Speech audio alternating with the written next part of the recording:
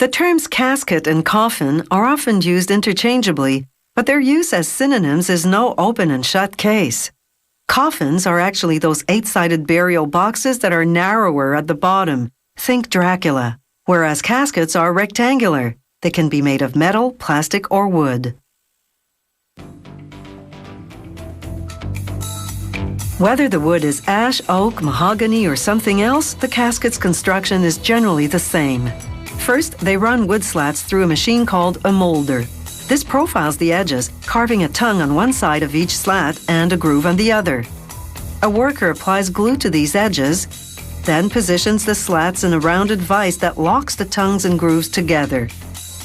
The glue dries in an hour and a half, bonding the slats permanently into a large curved piece.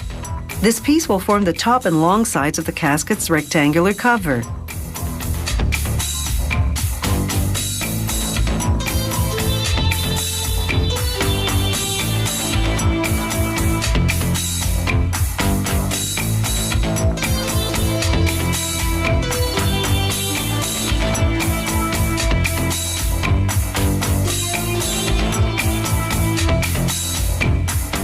To complete the rectangle, a worker now makes a V-shaped cut on each side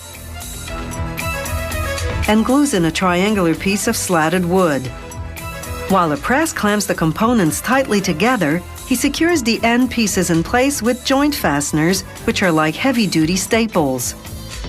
Now a machine carves a groove into the cover's underside at the midpoint. A worker glues in a wooden piece, securing it with joint fasteners. This piece is called the bridge, and it's the point at which the cover will be cut in half later on. They transfer the casket cover to an automated machine that gives it a rough sanding, then a finer sanding. The next step is to attach a decorative molding to the base of the casket cover. This molding has a groove on the inside into which they'll later tuck the edge of the casket's upholstery fabric.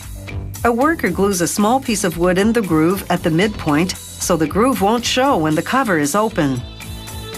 Now he saws the casket cover in two, right through the bridge.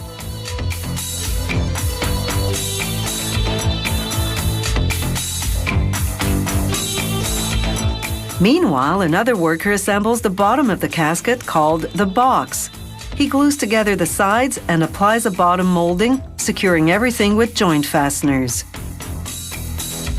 At this point, the box is upside down. He attaches the bottom, then flips the box right side up. Now it's time to join the cover and box using 4 hinges.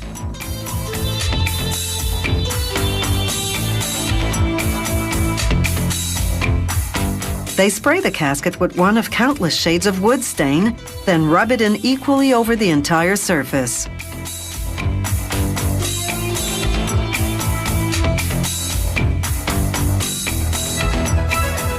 The casket goes into an oven for an hour to dry the stain.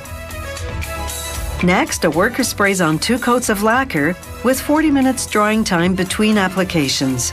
This happens to be a high-gloss finish, but many models have a duller sheen. Once the lacquer dries, a worker attaches handles. The more expensive the casket, the fancier the features.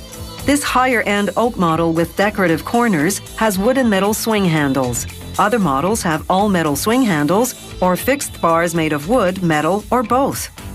The fancier caskets also have an adjustable wooden bed inside with a mechanism to adjust the height. A worker covers the bed in fabric.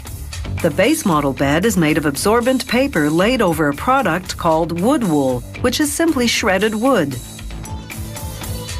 The upholsterer lines the inside of the casket with foam, covering it with either velvet, satin, or silk polyester crepe.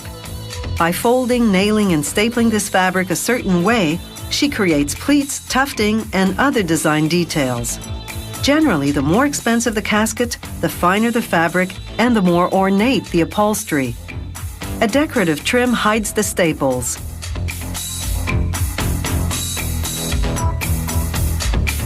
Fabric straps or metal elbow brackets hold the cover open. When it comes to how beautiful and elaborate caskets can be, the ground's the limit.